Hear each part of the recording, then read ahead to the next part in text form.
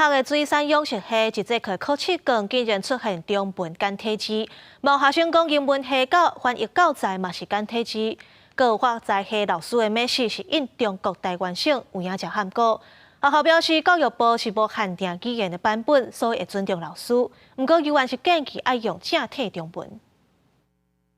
动物组1学的考卷顶头全拢写简体字，国立高雄科技大学的水产养殖系考卷出现简体字，让学生感觉真罕。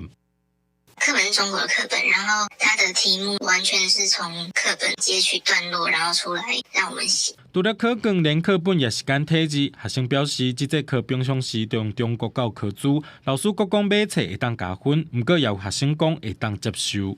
大陆的养殖技术比较好，比我们好很多啊，我觉得。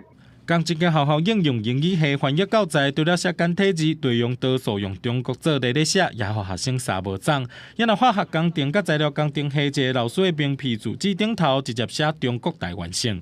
请你尊重每一个人思想信仰，所以你不要乱说话。老师回应讲，这是个人自由。台湾虽然无限制大学出题目的语言，不过两岸关系敏感，各立学校的考卷甲课本拢写简体字，也引发讨论。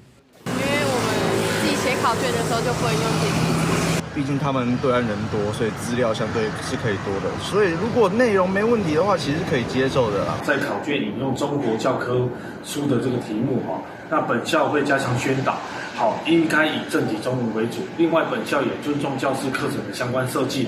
面对争议，高科大回应尊重老师的课程规划，不过会建议老师用正体中文为主。也若老师的名片是个人行为，校方尊重言论自由。公司新闻综合报道。